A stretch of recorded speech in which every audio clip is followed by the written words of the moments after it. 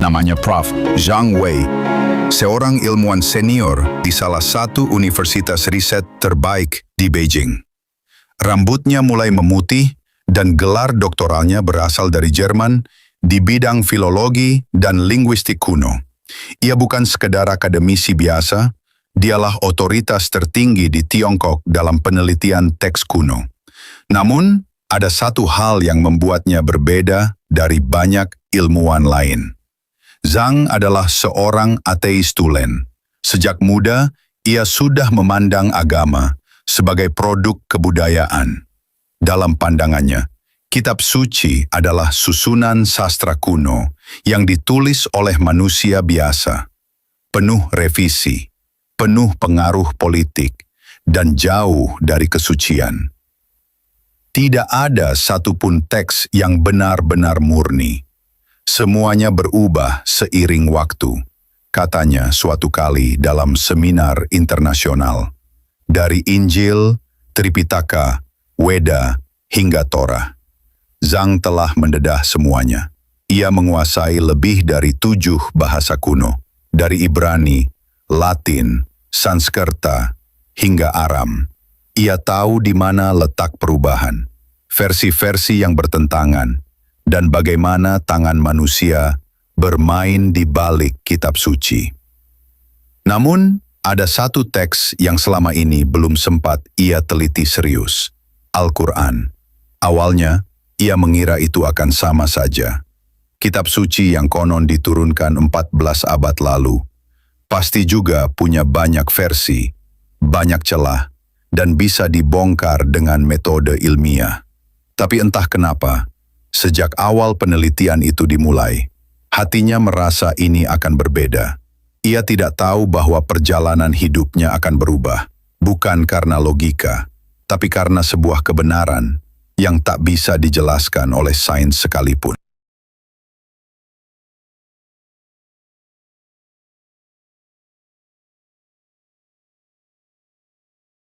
Tahun itu Prof. Zhang menerima dana penelitian dari sebuah lembaga riset independen di Eropa Timur.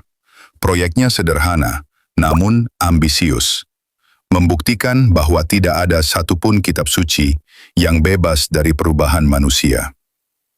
Zhang percaya, agama harus dilihat sebagai produk sejarah, dan semua produk sejarah pasti mengalami distorsi, baik disengaja maupun tidak.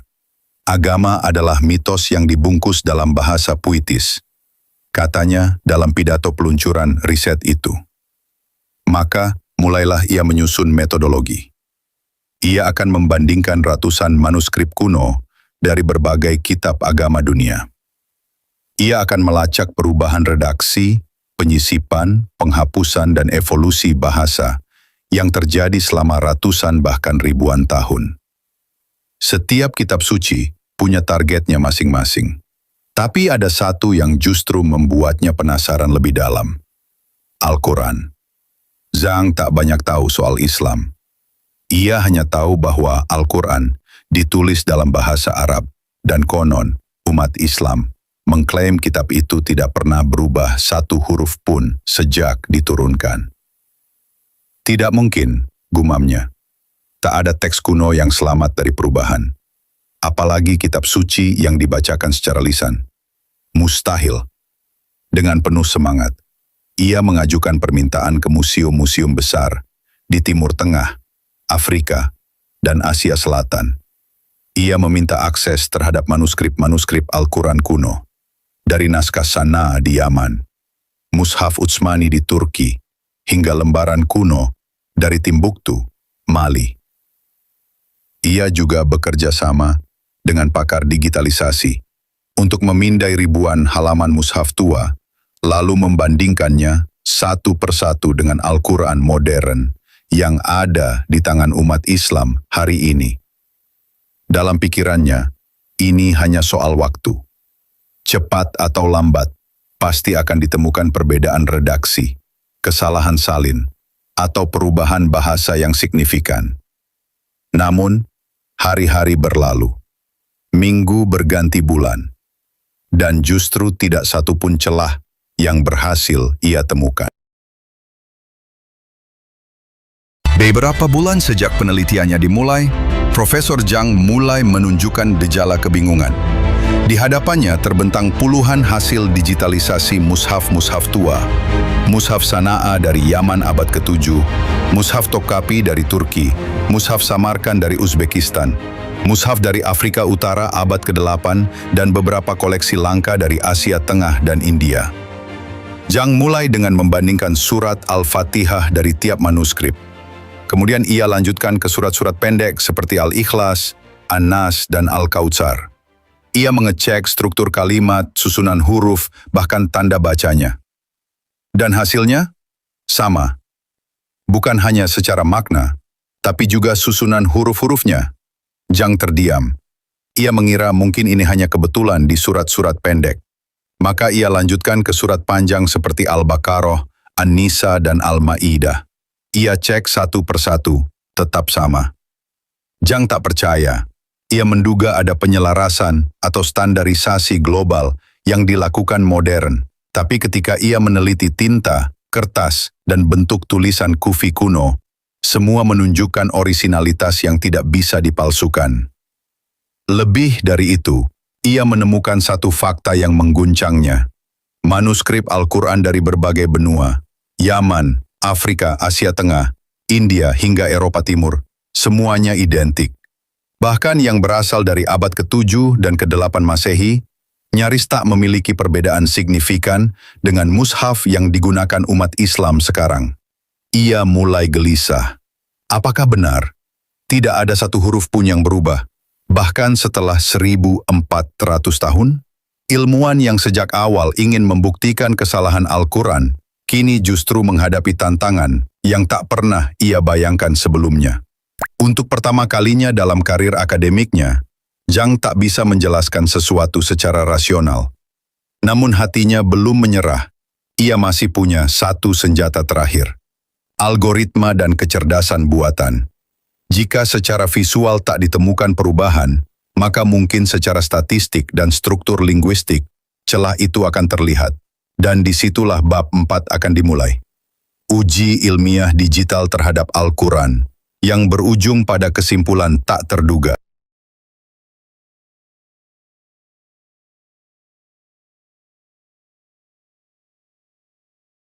Profesor Zhang menolak menyerah. Ia tahu, jika tak bisa menemukan perubahan secara kasat mata, maka harus dicari lewat struktur terdalam teks. Ia menyusun sistem analisis berbasis algoritma linguistik. Ia masukkan ratusan ribu baris teks Al-Quran ke dalam perangkat lunak buatan timnya sendiri, dilengkapi kecerdasan buatan yang dirancang untuk mencari pola ulangan yang tak konsisten, anomali struktur kalimat, kemungkinan interpolasi, penyisipan manusia, dan yang paling penting, ketidakseimbangan statistik. Sebelumnya, metode ini telah berhasil menemukan celah dalam Injil, Tripitaka, dan bahkan mantra-mantra Hindu kuno. Bahkan ada kitab yang struktur kalimatnya terdeteksi berubah karena tekanan politik dan sensor zaman. Zhang yakin, cepat atau lambat, Al-Quran pun akan menunjukkan celah. Namun, setelah berbulan-bulan proses pemindaian, perhitungan frekuensi kata, dan analisis paralel antar surat, hasilnya justru membuat seluruh timnya tercengang. Temuan pertama. Pola yang konsisten mustahil disusun manusia. Setiap kata dalam Al-Quran memiliki frekuensi penggunaan yang seimbang, bahkan untuk sinonim yang berbeda.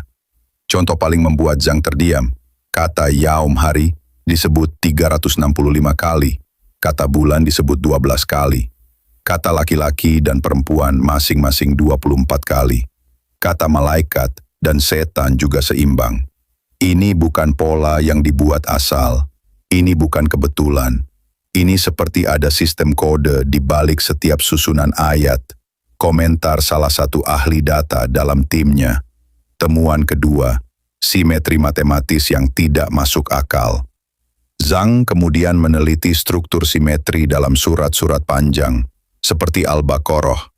Ia menemukan susunan chiastic structure, simetri yang berpola seperti cermin, di mana ayat-ayat awal berkorelasi dengan ayat-ayat akhir, dan begitu seterusnya hingga ke tengah surat. Ini bukan gaya menulis manusia. Tidak ada sastrawan bahkan dalam sejarah Cina yang bisa menulis simetri serapi ini dalam 286 ayat. Temuan ketiga, nol bukti penyisipan atau revisi. Tidak ada pola aneh, tidak ada kalimat nyelip, tidak ada ayat ganjil di antara yang lainnya. Semuanya tampak kokoh, utuh, dan tertata dengan struktur internal yang konsisten sejak awal hingga akhir. Dan akhirnya, untuk pertama kalinya, Zhang benar-benar kehabisan argumen. Ia menatap layar laptopnya yang memancarkan grafik statistik. Tangannya bergetar pelan. Jika benar kitab ini diturunkan oleh seorang manusia di padang pasir, bagaimana mungkin ia mampu menyusun struktur sekompleks ini tanpa bantuan alat, tanpa teknologi, dan tanpa mengubahnya selama 14 abad? Logika Zhang mulai terhantam. Namun titik balik itu benar-benar terjadi ketika ia membaca satu ayat pendek yang seolah langsung menjawab rasa penasarannya selama ini.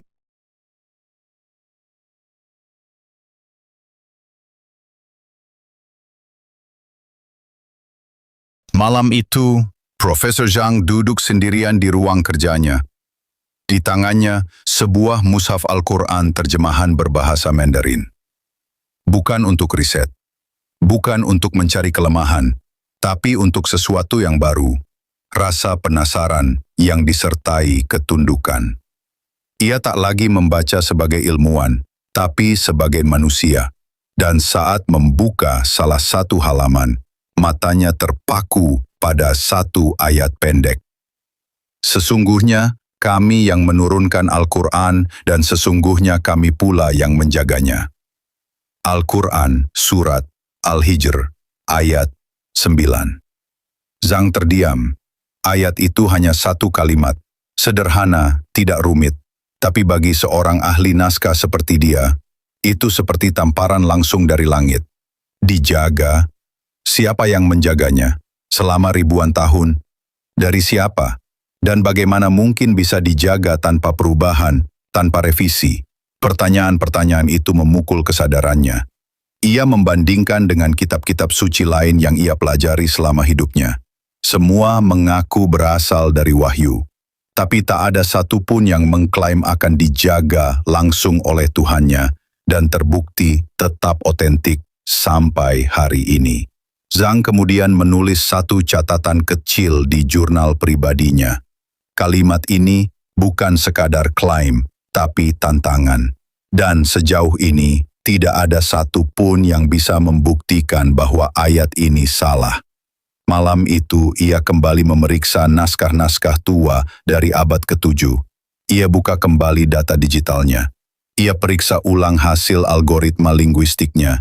Ia bahkan meminta dua kolega untuk mengaudit temuannya, memastikan tidak ada kesalahan dalam metode ilmiahnya. Hasilnya tetap sama. Al-Quran tidak berubah. Zhang mulai merasakan gemetar dalam hati yang belum pernah ia alami sebelumnya. Bukan karena statistik, bukan karena bukti, tapi karena getaran batin yang terasa sangat dalam. Kalau ini bukan dari manusia, lalu dari siapa? Pertanyaan itu semakin membekas di pikirannya, dan jawabannya mulai menyusup ke dalam hatinya. Di bab berikutnya, Profesor Zhang akan menemukan satu ayat lagi yang seolah-olah tahu isi hatinya dan menjawab semua keraguan logisnya satu persatu.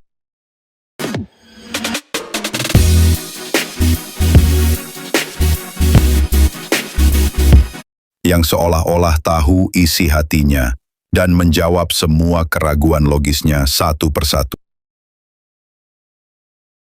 Setelah membaca surat Al-Hijr ayat 9, Profet Zhang tak lagi sama. Hatinya mulai terbuka, tapi pikirannya masih berusaha bertahan. Ia belum sepenuhnya yakin. Masih ada sisa-sisa suara dalam benaknya yang berkata, mungkin ini hanya kebetulan, mungkin ini hanya kehebatan sastra. Namun suara itu tak bertahan lama. Karena tak lama setelah itu, ia membaca satu ayat lagi yang menghantam jantung logikanya secara langsung. Tidak datang kepadanya kebatilan, baik dari depan maupun dari belakang. Ia adalah wahyu yang diturunkan dari Tuhan yang maha bijaksana lagi maha terpuji. Al-Quran Surat Fusilat ayat 40. Zhang mematung. Tidak datang kebatilan, dari depan maupun belakang? Apakah ini semacam pernyataan absolut bahwa kitab ini tak bisa disusupi kesalahan atau perubahan dari arah manapun? Sebagai akademisi ia tahu, klaim absolut adalah wilayah berbahaya. Sebab sekali terbukti salah, maka semua kredibilitas runtuh. Tapi di sini, Al-Quran justru membuat klaim paling berani. Tak akan bisa disusupi dari sisi manapun. Zhang kembali mengingat ratusan jam penelitiannya. Ia memeriksa kembali data algoritma. Ia analisis lagi ribuan ayat, mencari celah kebatilan. Dan hasilnya tetap sama. Nihil. Kosong. Tidak ada yang bisa digugat. Ia mendongak menatap langit-langit ruang kerjanya. Apakah mungkin kitab ini memang benar-benar bukan hasil kerja manusia? Jika benar Al-Quran, bukan buatan Muhammad, siapa yang menulis ini? Untuk menenangkan pikirannya, Zhang mencoba satu metode terakhir, mengabaikan teks dan hanya fokus pada suara. Ia membuka YouTube, mengetik Surah Al-Fusilat Recitation. Ia memilih satu video, dan mulai memutar lantunan ayat-ayat itu. Dan di detik-detik awal, air matanya jatuh. Zhang tak mengerti artinya sepenuhnya, tapi irama, tekanan suara, dan getaran emosional dari bacaan itu menghantam relung jiwa yang paling dalam. Bukan sekedar indah, tapi seperti ada jiwa dalam kata-kata itu. Tak mungkin manusia menyusun ini, dan tak mungkin pula manusia mampu menjaga semuanya tanpa cacat selama 14 abad. Kini suara dalam hatinya berubah. Kamu sudah lihat bukti, kamu sudah dengar ayatnya, masih mau menyangkal? Hanya ada satu pertanyaan tersisa di benaknya, yang akan menjadi kunci perubahan besar dalam hidupnya. Siapa yang menulis ini?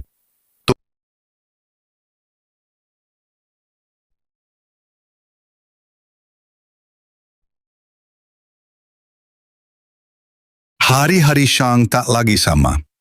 Ia yang dulunya tegas berkata bahwa semua kitab suci adalah karya manusia, kini duduk termenung dengan satu pertanyaan yang tak mampu ia jawab. Siapa sebenarnya yang menulis Al-Quran? Zhang mulai menelusuri sejarah hidup Nabi Muhammad SAW. Ia membaca berbagai sumber, dari sudut pandang Islam, orientalis barat, hingga catatan sejarah sekuler. Dan ia menemukan fakta-fakta yang mengguncang pikirannya. Nabi Muhammad SAW lahir dan besar sebagai seorang yang umi, tidak bisa membaca dan menulis. Beliau hidup di tengah padang pasir, tanpa akses ke literatur Yunani, Ibrani, atau kitab-kitab suci terdahulu. Al-Quran diturunkan secara bertahap selama 23 tahun dalam berbagai situasi. Perang, damai, kesedihan, dan tekanan politik. Namun isinya tetap utuh, konsisten, dan tak bertentangan satu sama lain. Zhang menyadari, jika Muhammad adalah penulisnya, maka ia harus menjadi jenius literatur, pakar hukum, sejarawan, ilmuwan, filsuf, dan sekaligus nabi yang meramalkan masa depan. Tapi itu mustahil. Bahkan ilmuwan paling jenius pun tak sanggup menulis satu buku seperti ini, lalu menjaganya tetap konsisten tanpa editan, selama puluhan tahun.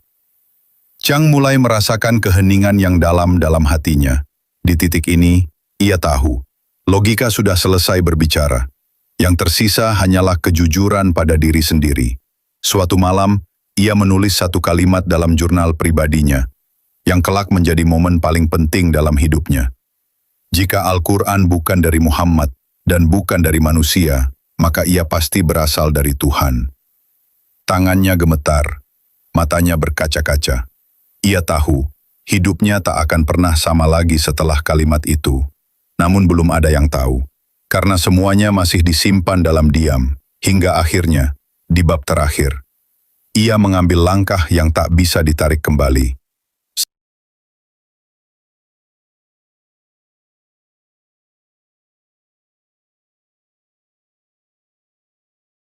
Hari itu, kota Hangzhou diguyur hujan gerimis. Langit kelabu dan udara terasa hening. Di sebuah jalan kecil yang sepi, Profesor Zhang melangkah pelan menuju bangunan tua dengan kubah kecil di atasnya, Masjid Phoenix, masjid tertua di kota itu. Ia datang tanpa pengumuman, tanpa kamera, tanpa sorotan media. Ia datang hanya membawa satu hal, keyakinan yang telah tumbuh dalam sunyi.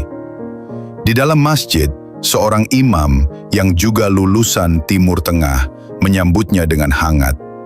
Zhang tak banyak bicara. Ia hanya mengeluarkan catatan kecil dari sakunya. Tertulis lafaz syahadat dalam aksara Latin dan Mandarin. Tangannya sedikit gemetar. Saya sudah meneliti kitab ini bertahun-tahun, tapi hari ini, saya tidak datang sebagai peneliti. Saya datang sebagai seorang pencari yang akhirnya menemukan jawabannya. Sang imam tersenyum. Tanpa panjang lebar, ia membimbing Zhang mengucapkan dua kalimat yang akan mengubah arah hidupnya. Asyhadu an la ilaha illallah wa asyhadu anna Muhammadan Rasulullah. Aku bersaksi tiada Tuhan selain Allah, dan aku bersaksi bahwa Muhammad adalah utusan Allah. Air mata pun jatuh, bukan karena sedih, tapi karena beban panjang pencarian itu akhirnya usai. Zhang merasa seolah seluruh dunia menjadi hening. Tak ada lagi konflik antara logika dan iman. Tak ada lagi pertanyaan, karena semua sudah dijawab oleh satu kitab, yang selama ini hanya ia pandang sebagai objek riset, namun ternyata adalah jawaban hidupnya. Sejak hari itu, Profesor Zhang hidup lebih tenang. Ia tetap mengajar, tetap meneliti, namun kini ia membawa satu identitas baru, Muslim. Bukan karena lahir sebagai Muslim, bukan karena ikut-ikutan, tapi karena dengan mata kepala dan akal pikirannya sendiri, ia menyaksikan kebenaran yang tak bisa dibantah.